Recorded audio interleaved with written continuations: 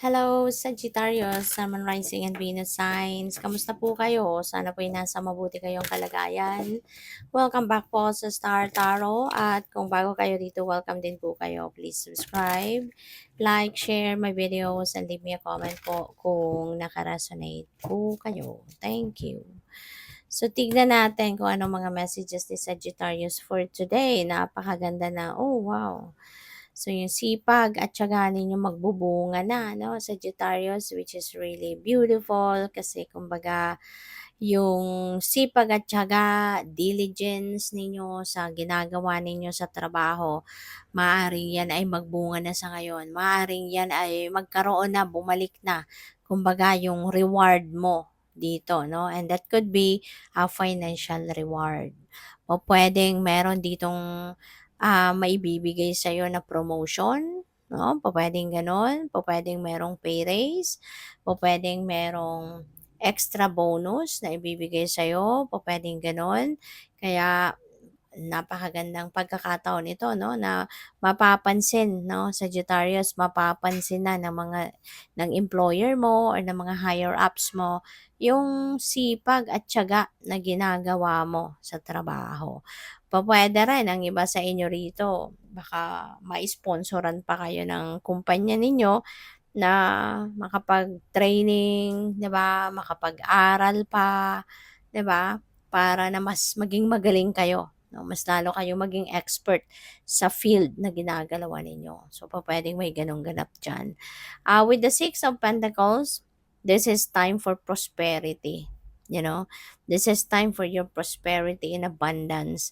Kasi meron ditong dadating na financial blessing sa inyo. So, pupuwedeng merong tutulong sa'yo, pupuwedeng merong magdo-donate, pupuwedeng merong ditong magreregalo ng pera. So, depende sa inyong sitwasyon. But definitely, there is going to be prosperity happening kasi nga, mayroong mga mababait din na tao sa paligid mo na very appreciative of you. No? Kung siguro, kung dati, baka kayo din ang may tinulungan, maaaring kayo din nung nakapag-abot ng financial na tulong sa iba in the past. Kaya maaring yung taong yan na tinulungan mo, payback time niya to para sa'yo at siya naman yung magbibigay sa'yo. Pwedeng ganon. Or could be someone else. 'Di ba? Maaaring iba yung tinulungan mo pero ngayon meron din mga tao, 'di ba, na also will be appreciating your good deeds at kaya po puwedeng meron din magreregalo sa inyo, yung gano'n ba. Kaya magkakaroon kayo ng pera, magkakaroon kayo ng, financial blessings, 'di ba? So, good for you. There could be a windfall of money, Sagittarius. Pupuwedeng meron ditong basta-basta na lang dadating na pera, 'di ba? Merong windfall. So, we don't know kung saan manggagaling 'yan. Kapag nangyari na 'yan sa buhay mo, eh, kayo na lang ang tanging makakaalam kung saan manggagaling 'no, yung mga perang 'yan. So, we have the Five of Swords, pero in reverse. So, maganda kasi naka-reverse na siya. Ibig sabihin nito na kung ano man yung conflict mo with another person, kung meron ka mang nakaaway, meron ka mang nakasagutan, meron ka mang nakadiskusyon in the past, this time, magkakaayos na kayo. Magre-reconcile na, maaaring pag-uusapan na kung ano ang naging dahilan ng pag-aaway at magre-reconcile na kayo. You are going to talk about it at ipa-patch up nyo na kung ano man itong hindi ninyo napagkakaintindihan. So, there could be compromise no happening dito between the two of you or between kung sino man yung nakaaway ninyo in the past or hindi kasi baka nagkaroon ng cywar din dito, 'di ba? Pero yun, siguro humupa na yung mga galit, yung mga inis, mga buwisit. Kaya ngayon, mas mag-aano na kayo, mas pipiliin niyo na magkausap, para maayos kung ano man ang hindi ninyo napagkasunduan. So, by the way, maraming salamat for subscribing, and if you haven't subscribed yet, subscribe na kayo. And also, maraming salamat din for not skipping the ads. Malaking bagay po yan sa akin. And also, please click the join button sa baba ng video kung gusto po ninyo na mag-join sa membership. Salamat! So, what else? We have Sweetheart. Wow. So, ang iba sa inyo dito, baka galing sa check-up, no? Galing sa ultrasound. Kasi resulta ito ng ultrasound. Ayan. So, siguro nagpa-check-up kayo. Baka, alam mo yun, baka nasa second trimester na ang iba sa inyo. Baka kayo yung nagbubuntes. Or kung hindi man, baka yung person mo ang nagbubuntes. Or, kung hindi rin, this could be someone else. Diba? This could be someone else na o pwedeng this could be someone else na nagbubuntis na sa ngayon, 'no? Pupuwedeng gano'n. At, baka kamag-anak mo or someone close to your heart, 'di ba? Baka nagbubuntis na sila. So, we have illness, mag-iingat kayo. Reminder ito para sa inyo, 'wag masyadong nagsisipag. 'Di ba? To the extent na nako-compromise ang inyong kalusugan. Okay magsipag ng magsipag, magtrabaho ng magtrabaho, pero as long as inaalagaan mo din ang sarili mo, then that's fine.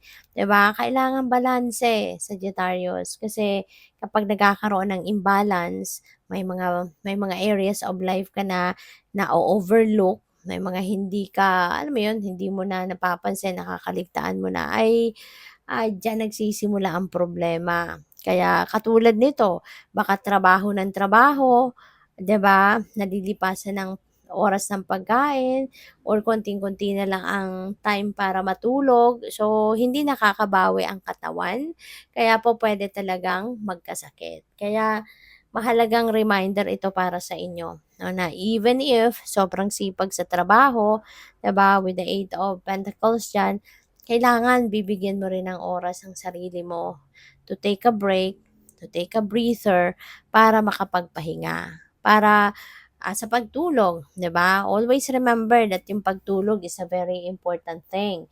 Kasi during sleep, diyan lang bumabawi ang katawan natin sa pagod, sa stress. Diyan ang time ng katawan natin para mag-recover. Yan ang time ng katawan natin na mag-repair ng mga damaged cells during the day, 'di ba? Na nakuha natin mga stress, nakuha natin kapaguran, so kaya kailangan ng tulog. Okay? So, yun, this is paalala para sa inyo, no, na alagaan ang inyong sarili.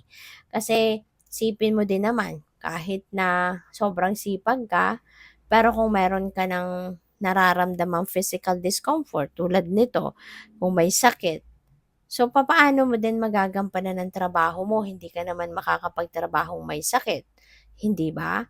Kaya kailangan talaga na para maiwasan ito, magtuloy-tuloy ang trabaho, talagang isingit ninyo ang pag-aalaga sa inyong kalusugan para you will always be on top of your health. So for sure, kapag magandang pakiramdam mo, healthy ka, malusog ka, malakas ang pangangatawan, kahit marami ang gagawin, kahit marami ang trabaho, makakayanan ninyo 'yon, 'di ba? Kaya kailangan give yourself time, 'di ba, na makapagpahinga, makapag-recharge para tuloy-tuloy hindi ma-disrupt, 'di ba, yung mga schedule ninyo. Kaya ngayon kung merong ganito ang nararamdaman ng iba, you're a little under the weather, gamutin na agad. No, gamutin na agad, alagaan mo na agad ang iyong sarili para mabalik mo yung physical strength mo and vitality agad-agad. Alright? Or kung hindi man, kung wala naman kayong ganito, kung wala naman kayong sakit or wala naman kayong mga nararamdamang physical discomfort, this is a heads up para sa'yo, no? Na alagaan mo na, simulan mo ng alagaan ang inyong sarili, sisimulan mo ng isingit sa daily routine mo yung pag-aalaga sa inyong sarili para hindi ka dumating sa ganitong sitwasyon, hindi ka magkasakit. Okay? Kasi baka sobrang sipag mo din. Alright? So, we have saving. Maaari ng iba sa inyo, baka pupuwedeng nakapagsimula na kayong mag-save, nakapagsimula na kayong magtabi ng kahit magkano. Every payday siguro nakakapagtabi na kayo ng pera talaga, so which is good.